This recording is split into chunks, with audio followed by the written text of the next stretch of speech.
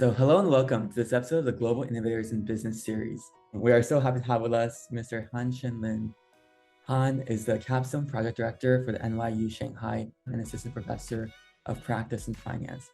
Han also led the China corporate banking business, which advised Wells Fargo MNC clients on their US-China cross-border strategic financing and trade needs.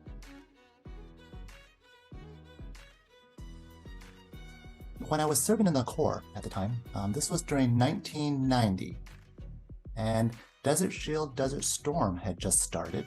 I had just finished my Marine Corps boot camp training, and after finishing one semester at University of Michigan, I was called out. I was mobilized, as it was called, and sent to Okinawa, and we were doing amphibious operations, which is essentially attacking by the sea. But as luck had it, the war had ended very quickly. But instead of going back to the US, I was sent to the Philippines, helping to guard and act as a security element for US military bases. And having initially pursued a path at investment banking, that was the direction that it seemed like everybody was going to, I actually switched and went to work for a company called GE and went through their financial management training program. And having gone through that a couple of years, I had the experience of working for a large company. Then I got restless and wanted to explore humanitarian areas as well. So I spent 3.5 years working in the Peace Corps as a volunteer business advisor, helping to raise money for the Odessa Philharmonic Orchestra in Ukraine, where I was posted, and also working as a business advisor for Ukrainian small and medium enterprises. After spending 3.5 years in the Peace Corps, I came back and went to go pursue graduate study at the Johns Hopkins School of Advanced International Studies. I was looking actually to figure out what I was going to pursue. And at that time, we had just had our first technology crash. And this was roughly around 2003. So I couldn't find a job and I struggled. But in the meantime, for about a year or so, I took 3 different part-time jobs to make ends meet. I was working for a consulting company. I helped to teach economics at SICE, which is the shortened form of the Johns Hopkins School of Advanced International Studies. And I was a fitness center manager. And after about 1 year or so, I found a job working for a regional bank called Wachovia Bank that happened to have an international banking presence.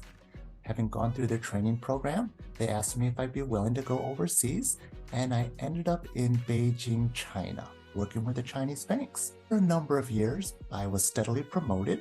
I was relocated to Shanghai, and I helped to build out not only their China business, but a lot of their Asia-Pacific business as well.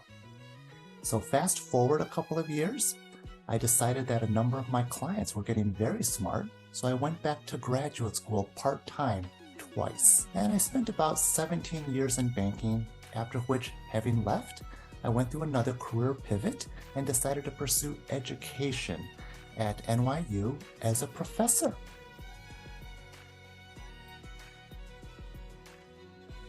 So, I have to tell you that, especially when I was, going through the different experiences, Marine Corps, GE, Peace Corps, I honestly wasn't sure if these experiences would actually be useful.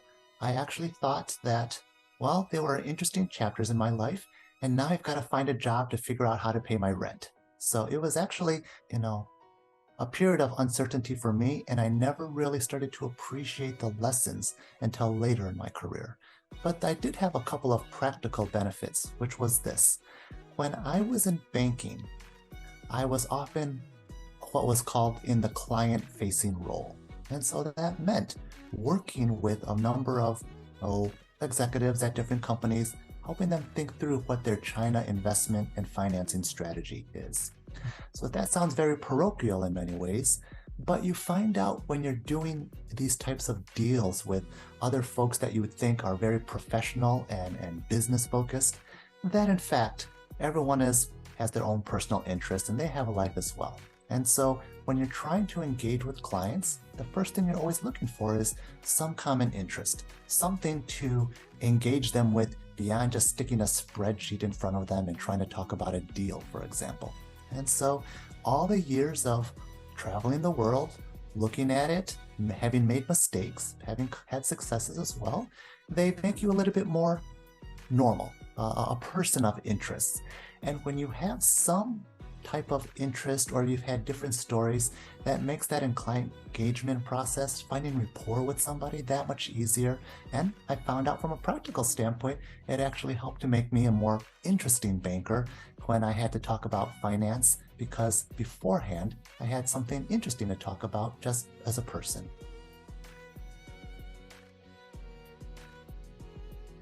So I spent much of my banking career helping US companies think through what their China market entry strategy is, and also working with a number of Chinese companies that were looking to expand globally. There's an increasing consideration that if US companies operate in China, that they do so without necessarily sacrificing US values or put national security at stake.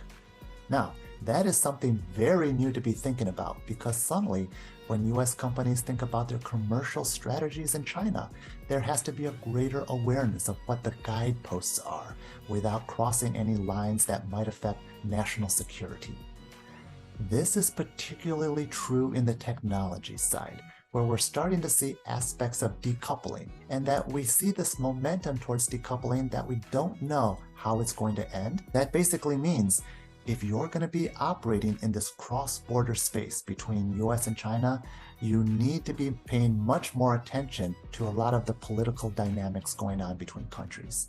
However, that's actually an opportunity for you as well, because there's such a huge demand for young people who can understand US and China policies, who can understand that cross-border space and figure out ways to make things succeed. So to the extent that you're young, all we can say is this, or all that I often recommend is this, is that I don't know what the future is going to hold, but if you have a good investment in studying China and the US, boy, whether you choose to go into working in the NGO space, or you choose to serve in the foreign service, or you're in the sciences, or whether you work in the commercial business space, there's going to be huge opportunities, because there's just not enough people who can understand both sides and figure out ways to bridge the gaps between US and China in a way that can help you succeed looking forward.